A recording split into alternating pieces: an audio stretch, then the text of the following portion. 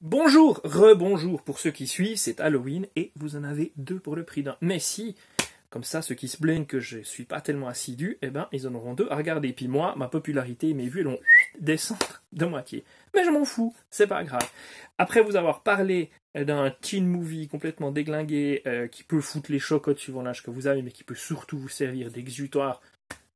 Répète, hein, mais Funky Johnson qui vous propose de lui lécher les orteils jusqu'à vos examens, j'aurais presque envie de devenir un mauvais élève, hein, on va dire ça comme ça.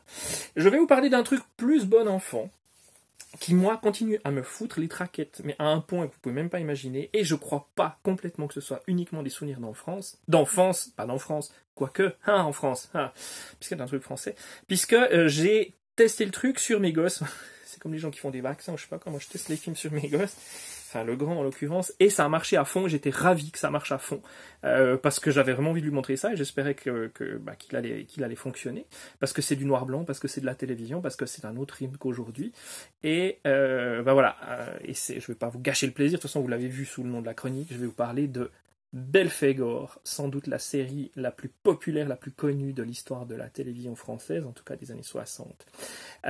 Par où on commence? Je sais pas. C'est basé sur un livre d'un monsieur qui s'appelle Arthur Berned. Arthur Berned, c'était un feuilletoniste, on dit ça comme ça? Je sais pas. Qui, dans les années 1910, et comme ça, avec ses compères Gaston Leroux, Maurice Leblanc, enfin voilà, d'un côté Rouletabille, de l'autre côté Arsène Lupin, écrivait des feuilletons, des romans feuilletonesques qui paraissaient dans la presse. Et c'est toujours des aventures policières pleines de mystères, de rebondissements, de secrets cachés, de trésors, de meurtres bizarres. C'est un peu l'alter ego de la Agatha Christie en France, mais avec un côté plus chelou, vraiment plus chelou en France. Si vous lisez Arsène Lupin et tous ces trucs, et même le mystère de la chambre jaune, vous n'arriverez pas à décrocher jusqu'à la dernière page. Le mystère de la chambre jaune, je vous rappelle quand même que c'est l'histoire d'un meurtre qui a été commis dans une pièce impossible à ouvrir de l'extérieur, qui n'a pas de trappe, pas de cheminée, pas d'accès. Les fenêtres sont barricadées, impossible d'ouvrir de l'extérieur, il n'y a que la personne qui est dedans qui peut l'ouvrir, et on la retrouve morte, mais pas morte de mort naturelle, assassinée. Bref, voilà. Et Belphégor, donc c'est un livre qui est écrit, je ne sais pas quand, dans les années 20, qui a une première adaptation au ciné, au muet, 4 films successifs, 1927 je crois, et voilà, le personnage reste connu et tout ça. C'est une aventure d'un détective qui s'appelle Chantecoq, Rouletabille Chantecoq, je sais pas si c'est la seule d'ailleurs, mais c'est fort possible, et voilà. Et en 1965, Claude Barma, qui est Claude Barma, on se souvient sûrement de son nom parce que c'est le commissaire Maigret. Bon, enfin, le commissaire Maigret, voilà, c'est pas mal. Et avant, il a fait ça. Il a fait Belphégor, et c'est pour ça qu'il est resté vraiment éminemment populaire. Et c'est aussi, et surtout pour les nouvelles générations, c'est le père de Catherine Barma. Catherine Barma, immense productrice, qu'on aime ou pas, de la télévision publique française, Ardisson, Ruquier et consorts. Voilà. Alors, Belphégor, on reprend le récit original, mais on y rajoute un côté ésotérique. Donc le récit original, c'est quoi? C'est un gardien de musée du Louvre qui, la nuit venue, quand il fait sa ronde, il entend un bruit bizarre, il entend des pas, il voit un enfant qui court à travers une pièce, et il voit un spectre passer. Une espèce d'immense spectre dans une toge noire avec un masque sur la tronche. Je vous le montre là. Et on ne sait pas ce qu'il fait là, et à partir du moment où l'homme prend peur, il essaye de lui tirer dessus. Cet homme, Belphégor, est complètement invincible, il disparaît, et on ne sait pas comment il entre au Louvre, on ne sait pas comment il sort, et surtout on ne sait pas pourquoi il est là. Mais tout ça a une raison bien précise. Et ce que je pourrais encore dire ici, que j'aurais pu dire avant, que je pourrais dire après, ce qu'il y a bien dans les romans, dans le roman feuilletonesque français du début du XXe siècle, c'est que même s'il y a des éléments fantastiques parfois qui arrivent, des bribes, à la fin on a toujours une explication plausible. Ça veut dire que tout n'est pas crédible, mais on a une explication plausible. C'est-à-dire qu'on ne va pas vous sortir un fantôme qui sort du placard. C'est-à-dire que Belphégor, c'est pas un fantôme à un moment donné qui va sortir d'un placard. Et ça, c'est vachement bien. Donc cette série est produite en 1964, elle est diffusée en 1965 avec un casting monstrueux. Juliette Gréco, chanteuse déjà éminemment connue, qui a pas fait une grande carrière. Sinon, je me demande même si elle a fait d'autres trucs, et c'est quand même con, parce que quand on la voit là, c'est clair que par rapport aux autres, elle bouffe tout l'écran. C'est-à-dire que dès qu'elle apparaît, les autres n'ont pas un mot à dire, et il y a des scènes, il y a une scène notamment de révélation, pas de révélation par rapport à l'histoire, mais plutôt parce qu'il y a une histoire d'amour en parallèle qui se lie à la fin. dans un marché couvert parisien où elle est émouvante à tirer des larmes. Bref. À côté de ça, vous avez Yves Régnier, le jeune Yves Régnier qui était évidemment encore pas le commissaire Moulin, Christine Delaroche, décédée, qui est devenue surtout populaire parce qu'elle a doublé, c'est devenu une doubleuse, elle a doublé un nombre incalculable de gens dans les années 70-80, même 90, elle est dans la classe américaine, elle fait pas mal de voix dans la classe américaine, elle a fait des disques entre deux. Et vous avez une vieille comédienne qui s'appelle Sylvie, à l'époque on pouvait, voilà, Fernandel Bourville, ça choque pas, donc pourquoi pas Sylvie, des années 30-40, qui ici joue le rôle d'une vieille châtelaine vraiment hyper inquiétante et elle le fait monstre bien. Et vous avez un acteur pas très qui a disparu évidemment, qui est mort, qui s'appelle René Dary, qui joue le rôle du commissaire de police, qui est formidable, qu'on retrouve dans une autre série encore plus flippante, sortie après, dont je vous parlerai pour aujourd'hui, parce que je vais pas flinguer toutes mes billes non plus.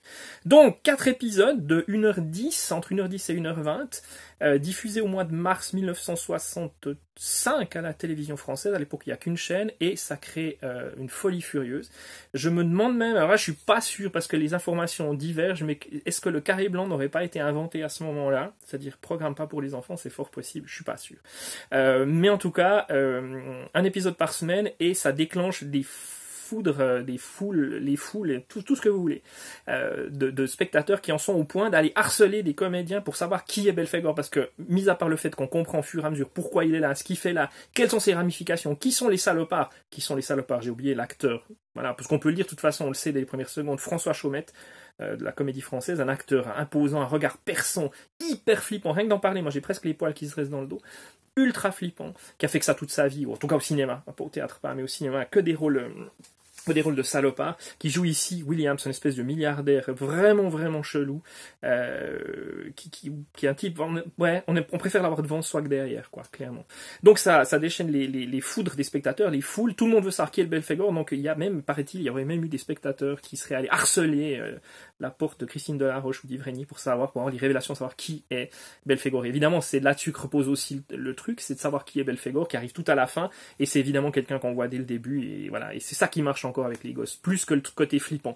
Alors, cette série se divise en 4 épisodes, les 2 premiers sont hyper flippants, parce qu'il y a ce côté spénon, machin, une musique d'Antoine Duhamel, formidable, Antoine Duhamel, je crois, le compositeur plus ou moins attitré de François Truffaut à cette époque, donc une musique, j'ai rarement entendu une musique aussi mystérieuse, vraiment, qui plonge l'ambiance du truc. Donc les 2 premiers épisodes, c'est vraiment, on est dans le Louvre, on sait pas, machin, il y a des galeries secrètes, des trucs, des trappes, monstre cool, et puis les 2 suivants sont plus un côté policier à proprement parler, jusqu'au dénouement, on se dit waouh, on enlève la cape et on dit putain, j'aurais dû le deviner dès le début, et ça tient. Et voilà, et il y a aussi ce qu'on peut dire un côté très Black et Mortimer, je pense, plus que Tintin aussi, mais voilà, Tintin, qu'est-ce qu'il y a de flippant finalement dans Tintin? C'est quoi, les 7 boules de cristal et Raskar Kapak, ça je pense que ça fait flipper tout le monde, ça fait flipper tous les gamins du monde, et par chance ça continue à faire flipper tout le monde. Alors en tout cas tous les gamins de la Terre qui connaissent Tintin. Il y a des générations maintenant qui connaissent pas Tintin. Moi, j'ai envie de dire, il vous manque quelque chose dans votre vie. Bref. Mais Blake et Mortimer, Edgar P. Jacobs, c'est évident qu'il s'est basé là-dessus. Et son bouquin le plus célèbre, attendez, je vais aller vous le chercher parce que c'est beaucoup plus simple, puisqu'il est là. Je crois qu'il est là. Oui, il est là et il est même encore là. Ce livre-là, ça. Si vous avez un livre à faire lire à vos gamins, une BD, c'est celle-là, La Marque Jaune. C'est un livre absolument indispensable pour toute éducation de petit garçon, en tout cas, qui va flipper sa race dans son lit le soir, mais c'est pas grave. Il existe une réédition de la couve originale qui est là. Je pense qu'on trouve encore un facsimilé, qui est vraiment très très bien. Et ça, c'est un livre moi, qui m'a fait flipper, qui reprend la diffusion telle qu'elle était dans le journal Tintin, avec les résumés en haut de page.